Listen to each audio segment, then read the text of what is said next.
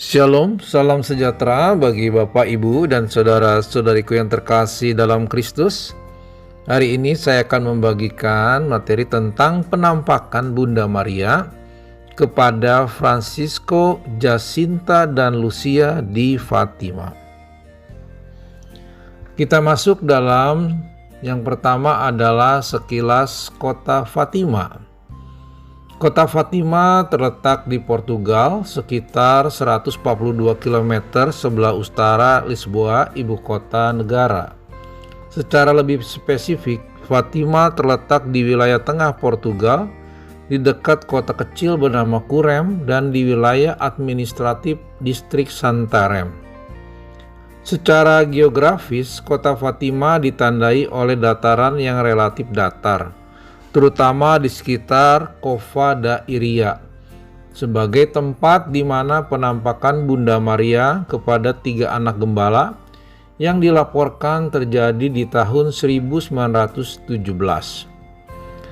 Daerah sekitar Cova da Iria itu dikelilingi oleh bukit-bukit yang menambah keindahan alaminya.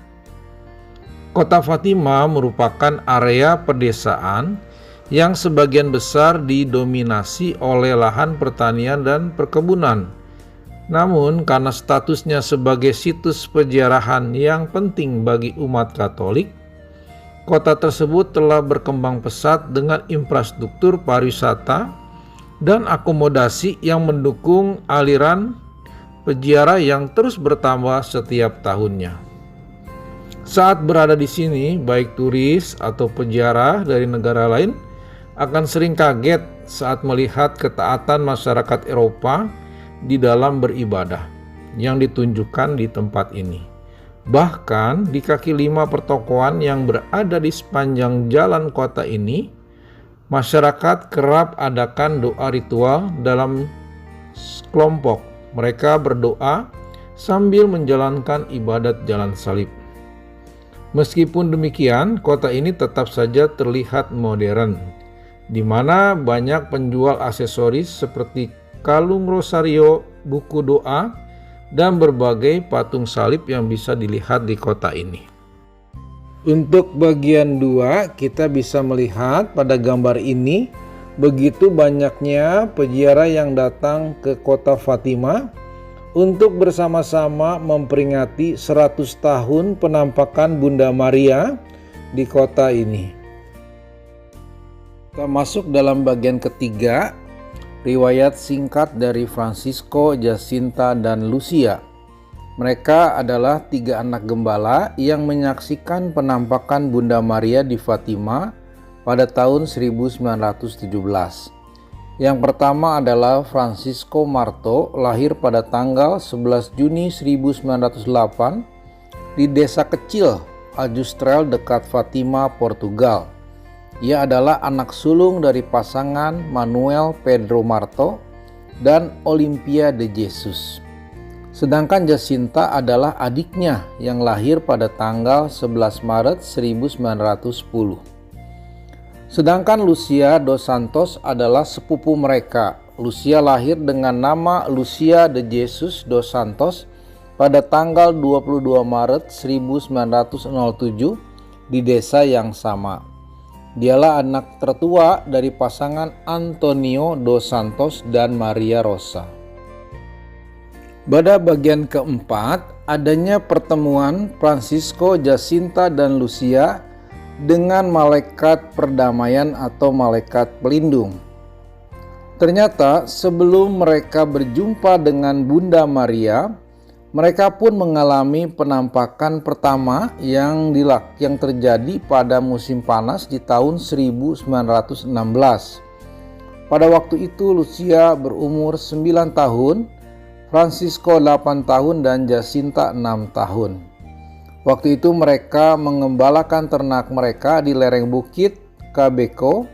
Setelah mereka makan siang dan berdoa rosario bersama, mereka melihat penampakan sosok pemuda yang putih berkilauan seperti kristal. Pemuda itu memperkenalkan diri sebagai malaikat perdamaian. Ia lalu mengajari mereka sebuah doa. O Yesusku, ampunilah dosa-dosa kami, selamatkanlah kami dari api neraka, dan hantarlah jiwa-jiwa ke dalam surga, terutama mereka yang sangat membutuhkan kerahiman-Mu. Kemudian malaikat itu berpesan kepada mereka agar mereka terus mendoakan doa ini untuk mengetuk hati Bunda Maria dan hati Yesus yang Maha Kudus. Ia juga mengatakan bahwa ia adalah malaikat pelindung Portugal. Malaikat itu menampakkan diri sebanyak 3 kali di sepanjang musim panas di tahun 1916. Ternyata malaikat itu mempersiapkan anak-anak untuk penampakan dengan Bunda Maria yang akan mereka alami. Kita lanjutkan ke bagian kelima adalah pertemuan pertama dengan Bunda Maria pada tanggal 13 Mei 1917. Pada hari itu mereka mengembalakan ternaknya di padang Cova da Iria. Setelah mereka makan siang dan berdoa rosario, mereka melihat seberkas cahaya biru terang muncul dari langit. Mereka mengira cahaya itu adalah kilat, sehingga mereka cepat-cepat menggiring ternak mereka pulang. Akan tetapi dari cahaya itu muncullah penampakan sesosok gadis yang berselimutkan cahaya. Ia berkata bahwa ia berasal dari surga. Ya, mereka melihat penampakan Santa Perawan Maria.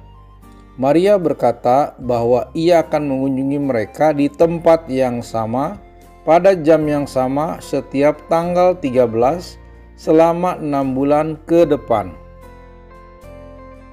Lucia sangat senang atas penampakan Bunda Maria dan bertanya apakah mereka nanti akan masuk surga. Lalu Bunda Maria menjawab bahwa mereka akan masuk surga. Kemudian Bunda Maria meminta agar mereka mempersembahkan diri mereka kepada Allah sebagai silih atas orang-orang yang berdosa. Bunda Maria memperingatkan mereka akan pencobaan yang akan terjadi serta perang di Eropa yang sedang berlangsung. Bunda Maria meminta mereka untuk rajin berdoa rosario demi berakhirnya perang dan perdamaian dunia. Kita lanjutkan dengan bagian ke-6, pertemuan dengan Bunda Maria di tanggal 13 Juni 1917. Bunda Maria menepati janjinya. Pada tanggal 13 Juni 1917, mereka kembali bertemu dengan Bunda Maria di padang Cova da Iria. Lucia kembali bertanya apakah mereka akan masuk surga. Bunda Maria menjawabnya iya, tetapi Francisco dan Jacinta akan pergi ke surga lebih dulu, sedangkan Lucia akan hidup lebih lama untuk memperkenalkan devosi hati Maria yang tidak bernoda kepada dunia. Bunda Maria juga menghibur Lucia bahwa ia tidak akan meninggalkan Lucia seorang diri. Apa yang Bunda Maria katakan tentang ketiga anak ini sungguh-sungguh terjadi. Sejak tahun 1918, wabah influenza merajalela di Eropa dan merenggut banyak nyawa, di antaranya Francisco dan Jacinta. Francisco meninggal pada tanggal 4 April 1918 di usia 10 tahun dan Jacinta meninggal di 20 Februari 1920 di usia 9 tahun. Lucia sendiri masuk sekolah di sekolah suster-suster Santa Dorothy pada umur 14 tahun, lalu bergabung menjadi suster di sana. Kemudian di tahun 1947, Lucia pindah ke Ordo Carmel. Lucia dianugerahi umur yang panjang, sehingga ia meninggal pada usia 97 tahun pada 13 Februari 2005. Francisco dan Jacinta dinyatakan kudus oleh Paus Fransiskus pada 13 Mei 2017 bertepatan dengan peringatan 100 tahun penampakan Bunda Maria di Fatima. Sedangkan Lucia dibeatifikasi ya menjadi beta di hari Kamis tanggal 22 Juni 2023 oleh Paus Fransiskus. Pada bagian ketujuh ada 3 buah rahasia di tanggal 13 Juli 1917.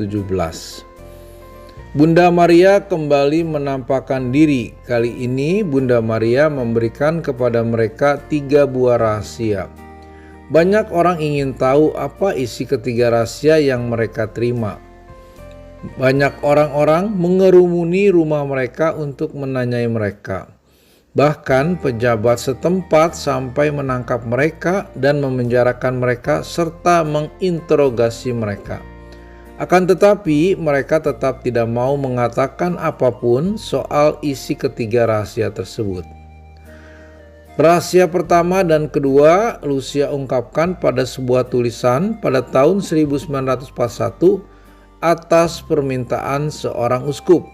Dan rahasia ketiga dibuka pada tahun 2000 oleh Paus Santo Yohanes Paulus II. Untuk rahasia pertama adalah sebuah pesan yang menakutkan tentang pemandangan di neraka. Yang rahasia kedua adalah peringatan tentang kekuasaan komunis di Rusia.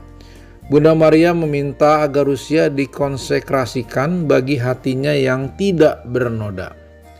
Sedangkan rahasia ketiga adalah berisi suatu penglihatan tentang malaikat dengan pedang menyala dan sekelompok imam serta kaum rohaniwan yang dipimpin oleh Paus sedang mendaki gunung terjal menuju salib di puncaknya. Penglihatan ini diterjemahkan sebagai usaha pembunuhan terhadap Paus pada tahun 1981. Kejadiannya adalah menjelang awal audiensi umum mingguan di lapangan Santo Petrus Roma. Paus Yohanes Paulus II tertembak dan terluka parah saat melewati lapangan dengan mobil terbuka pada tanggal 13 Mei 1981. Dan penyerangnya adalah seorang pemuda yang berusia 23 tahun, merupakan pembunuh dari Turki yang melarikan diri yang bernama Mehmet Ali Aka. Ia melepaskan 4 tembakan. 1 diantaranya mengenai perut Paus, nyaris mengenai organ vital, dan 1 lagi mengenai tangan kiri Paus. Sedangkan peluru ketiga mengenai dada Anne Audrey yang berusia 60 tahun dan melukai dengan serius. Dan peluru keempat mengenai Rose Hill Jamaika yang berusia 21 tahun di lengannya. Senjata AK dicabut dari tangannya oleh orang-orang yang melihatnya dan dia ditangkap oleh polisi. Paus segera dilarikan dengan ambulan ke rumah sakit Gemelli Roma, di mana ia menjalani lebih dari 5 jam operasi dan terdaftar dalam kondisi kritis tapi stabil. Yohanes Paulus II yang dinobatkan pada tahun 1978 adalah sebagai Paus Polandia pertama dan Paus non-Italia pertama di dalam 456 tahun. Paus fasih dalam 7 bahasa modern dan Latin. Ia dikenal sebagai seorang musafir yang rajin dan tidak terlalu takut untuk keluar di depan umum. Setelah 4 hari penembakan, Paus menawarkan pengampunan kepada calon pembunuhnya dari ranjang rumah sakit. Paus menghabiskan 3 minggu di rumah sakit sebelum sembuh sepenuhnya dari luka-lukanya. Pada bagian ke-8 adalah tentang mujizat matahari yang terjadi pada tanggal 13 Oktober 1917. Pada hari itu, tanggal 13 Oktober 1917, hujan turun tiada henti sejak pagi hari. Kali ini Lucia, Francisco, dan Jacinta menanti penambakan Bunda Maria di padang Cova da Iria bersama puluhan ribu peziarah di bawah hujan deras. Tepat pada tengah hari, cahaya yang terang muncul. Lucia, Francisco, dan Jacinta menyaksikan penampakan Bunda Maria. Dan Bunda Maria meminta agar didirikan sebuah kapel di tempat itu untuk menghormatinya. Ia meminta agar mereka terus berdoa rosario demi berakhirnya perang, dan juga meminta agar orang-orang bertobat dan memperbaiki hidup mereka.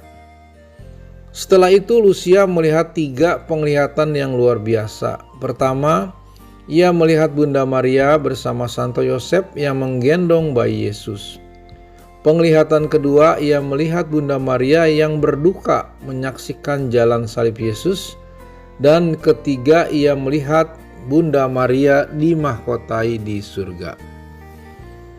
Pada saat itu, orang-orang banyak melihat matahari menari-nari di langit. Mereka melihat matahari itu memancarkan warna pelangi.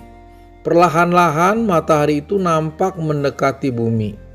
Orang-orang berlutut dan berdoa mengira kiamat sudah dekat.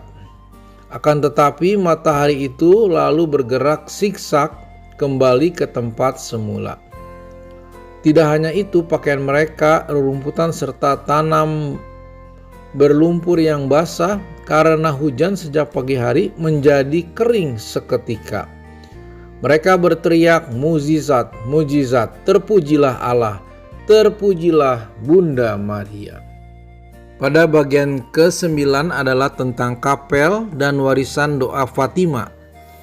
Sebuah kapel kini berdiri di tempat di mana Bunda Maria menampakkan diri kepada Lucia, Francisco, dan Jacinta. Kapel itu bernama Kapel Santa Perawan Maria dari Fatima, dan kini menjadi salah satu tempat ziarah yang terkenal dengan tradisi ziarah yang dilaksanakan setiap tanggal 13 pada bulan Mei hingga Oktober. Selain tempat ziarah, penampakan Bunda Maria di Fatima ini juga memberikan kita warisan sebuah doa yang indah yang dikenal adalah doa Fatima, yang biasa didoakan setelah doa terpujilah di dalam doa rosario. Lewat doa Fatima ini kita ikut menyerukan pertobatan seperti yang Bunda Maria serukan melalui penampakannya kepada Lucia, Francisco, dan Jacinta lebih dari 100 tahun yang lalu. Doa dari Fatima ini berbunyi, "Ya Yesus yang baik, ampunilah dosa-dosa kami, selamatkanlah kami dari api neraka, dan hantarlah jiwa-jiwa ke dalam surga, terutama mereka yang sangat membutuhkan kerahiman-Mu. Amin." Kemudian yang bagian ke-10 kita bisa melihat pemandangan kapel Santa Maria Fatima di depan, serta patung Francisco, Jacinta, dan Lucia. Demikianlah Bapak, Ibu, dan saudara-saudariku yang terkasih dalam Kristus, tentang penampakan Bunda Maria di Fatima kepada 3 gembala, Francisco, Jacinta, dan Lucia. Semoga lewat peristiwa ini kita semakin yakin bahwa Bunda Maria senantiasa mendoakan doa-doa kita kepada Putranya yang terkasih, Tuhan kita Yesus Kristus. Juga harapan kita, semoga kita pun bisa berziarah ke Fatima untuk melihat peristiwa yang terjadi di dalam penampakan Bunda Maria. Terima kasih, Tuhan Yesus memberkati kita semua. Amin.